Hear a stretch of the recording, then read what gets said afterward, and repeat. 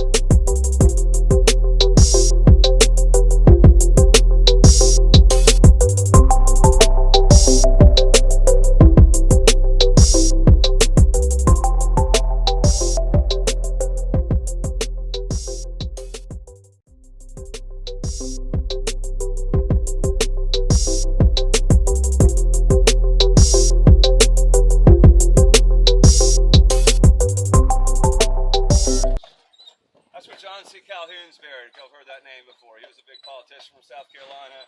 A lot of the big politicians and just like the richest planners and stuff in this area would have gone to this church. So that's like just a really prominent congregation. But they're also the first congregation in Carolina. So they're the first congregation between Virginia and Florida, and then from the Atlantic Ocean to the Pacific Ocean. That was all supposed to be Carolina. And Carolina was named for King Charles II. It means Charles's land, or the land of Charles. And that building was built in 1830, so it was around during the Civil War. During the war, there were guns that fired on the city from about 3 miles away. And that was one of the steeples that those guns had to aim at. So the building does lean a little bit, and that might have something to do with the shells that hit the building during the Civil War. But there was also an earthquake here back in the 1880s. It would have measured over 7 on the Richter scale, which is probably why that building really leaned. But you'll see some other buildings in town, like this one coming up on the left, has cracks running down the side of it, and that probably goes back to that earthquake. Actually, where you see those little orange plates on the building there, they have earthquake rods on that building. So wherever you see plates on the buildings like that, they have rods going in there, and they run from either side and connect with turnbuckles. Those were installed on a lot of the brick buildings after the 1886 way to tell about how old a building is in this town. If it has that, it was around for the earthquake. But the building next to it there, the one with the orange tiles on it, that's one of the oldest buildings in the city. It's called the Powder Magazine. It was built to store gunpowder originally.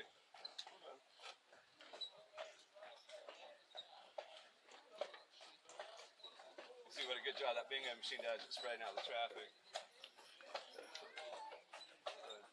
I have noticed that Deuce is a little aggressive with the carriages in front of him. He likes to get up in the back row and worry people that he might bite them or something. But yeah, the Powder Magazine is a nice little museum. It's mostly just about early history, so like late 1600s, early 1700s. But it was built to store gunpowder, so it was built with really thick walls in it to contain an explosion. They also had sand in the roof there they hoped would come down to put out an explosion if that happened. And the way that the Powder Magazine worked was kind of interesting too. It wasn't like a militia or anything that kept the powder there. It was private citizens would store gunpowder there. It was like a bank for your gunpowder. Wow. But somehow it never blew up. It did come close a few times. There were numerous fires in this neighborhood over the years, and the worst fire in Charleston's history that happened in 1861 would have burned right over this way. So that's why you have this parking garage right here instead of old stuff. So you got that big fire come through. And that fire burned all the way across the peninsula, moving from the Cooper River to the Ashley River. Yes, sir. Your car's up there? That's cool. Did you get a good view? Yeah. When I used to come to Charleston as a kid, it was for field trips. We went to a little theater down here, and our favorite part was spitting off the parking garages in town.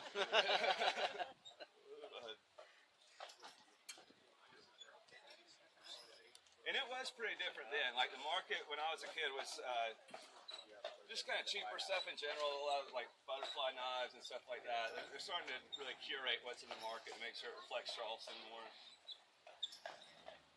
And next to the Powder Magazine, we have what was the home of Judge Nicholas Trott. He was a judge here in the early 1700s. He was the one that sentenced Stede Bonnet to die. You ever heard of Stede Bonnet before?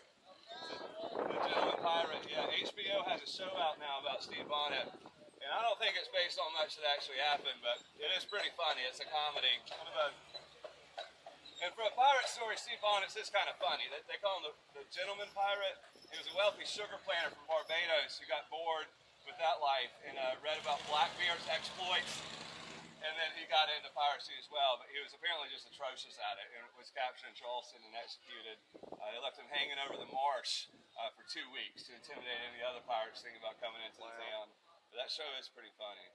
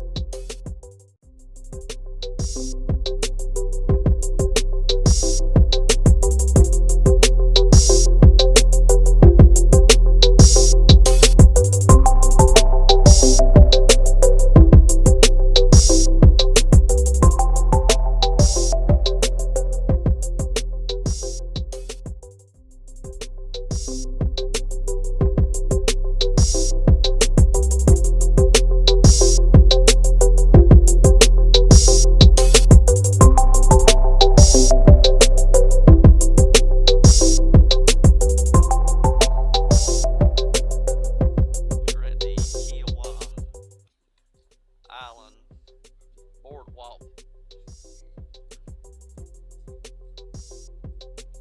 out on the coast of Charleston, South Carolina.